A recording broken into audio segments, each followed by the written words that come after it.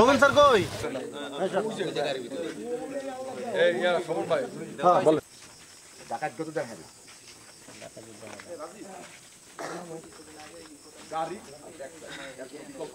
নালে সুবানি কথা বলতে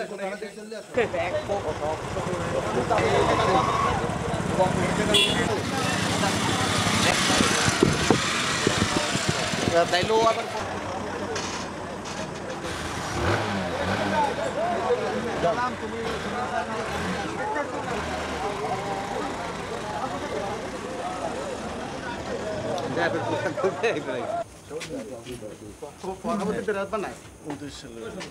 না অফিসার কয়জন ওই পেছে তো পাবলিকে দিকাও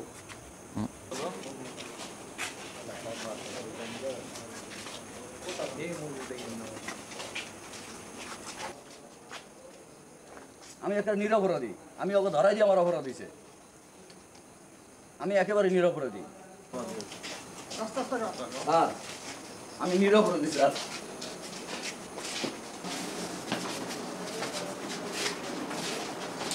স্যার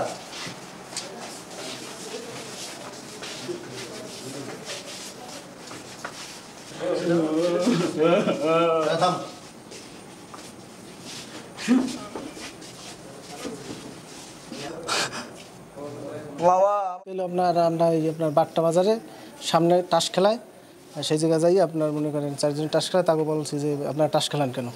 আমি বলিনি, বলছে স্যারেরা আমি ছিলাম হলো পাশে। তো স্যারেরা কারা? এই যে আপনার রমজান মোল্লা। রমজান তো স্যার? হ্যাঁ স্যার হইছে। হ্যাঁ, আর হচ্ছিল আপনার সুমন ভাই। এ পেশায় আমি আসছিলি মোটরসাইকেল নিয়ে, আমারে নিয়ে আসছে আরে গো নদী দিয়ে আসতে হবে, কিন্তু একো সাথে হইলে ওই লোকে হইলে ব্যাগে করে এগিয়ে আনছে করছে করছেন। পরে এই প্রথম অভিযান চালাইছে, ওই সময় আমার কিছু ছিল না। পরে আমি যখন করছি, পরে আমি কইছি যে পয়সাট চলে যাবো, তো পয়সাট যাইতে দিয়ে ওই জায়গায় হইলে আটকাইয়ে এই পোশাক কিনি। কি কি ছিল আপনাদের কাছে অস্ত্র সব? ওই না, তার কাছে কোনো অস্ত্র ছিল না, খালি ছিল হইলে হ্যান্ডকাপ আর হইলে অলওয়েজ। জি আমি সে আমার র্যাবের পরিচয় দিছে যে সমস্যা নেই আপনি পড়েন। আপনি কয়টা সে কে এই সুমন? সুমনের ছবি আছে আপনার কাছে? না আমার কাছে কিছু নাই। আজকে রাতে অনুমান 10টা সাড়ে 10টার দিকে হঠাৎ করে আমার কাছে সংবাদ আসে, আমবাড়ি নিরঞ্জনঢালির মুদি দোকানের সামনে কতিপয় ব্যক্তি র্যাবের কোটি পরে সরকারি পরিচয় দিয়ে কিছু কিছু ব্যক্তিদের আটক করে তাদের কাছ থেকে মানে মামলার ভয়ভীতি দেখে টাকা আদায় করতেছে। তাৎক্ষণিক আমি এমন সংবাদের ভিত্তিতে স্থানীয় লোকজনকে তাদেরকে চোখে চোখে রাখার নির্দেশ দিয়ে আমি সঙ্গীয় অফিসার ফোর্সে, আমার থানার মোবাইল পার্টি এবং অফিসার ফোর্স নিয়ে আমি ঘটনাস্থলের উদ্দেশ্যে রওনা হই। পরবর্তীতে সংবাদের ভিত্তিতে আমরা তাদেরকে ওই লোকগুলোকে আটক করার চেষ্টা করি। এক পর্যায়ে বাকাল ব্রিজের কাছে আমরা যখন চেকপোস্ট বসাই, স্থানীয় লোকজনের সহায়তায় আমরা 3জন ব্যক্তিকে আটক করতে সমর্থ হই এবং তাদের গায়ে র্যাবের কোটি পরা ছিল। একজনের নাম হচ্ছে রমজান মোল্লা, নরোত্তম হালদার এবং রাসের মোল্লা। এই 3জনকে আমরা আটক করতে সক্ষম হই।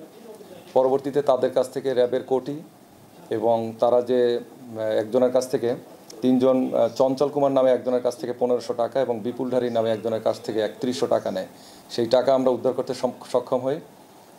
এবং এই ভিকটিমদের কাছ থেকে জিজ্ঞাসাবাদে জানা যায় তারা যখন এই কাজগুলো করতেছিল তাদের কাছে একটা ওয়্যারলেস সেট ছিল, 2টা হ্যান্ডক্যাপ ছিল এবং তাদের কাছে পিস্তল সদৃশ কোনো একটা পিস্তল ছিল কিংবা অথবা কোনো খেলনাও হতে পারে বা এটা তো আমরা জানি না, তবে তাদের কাছ থেকে পিস্তল ছিল।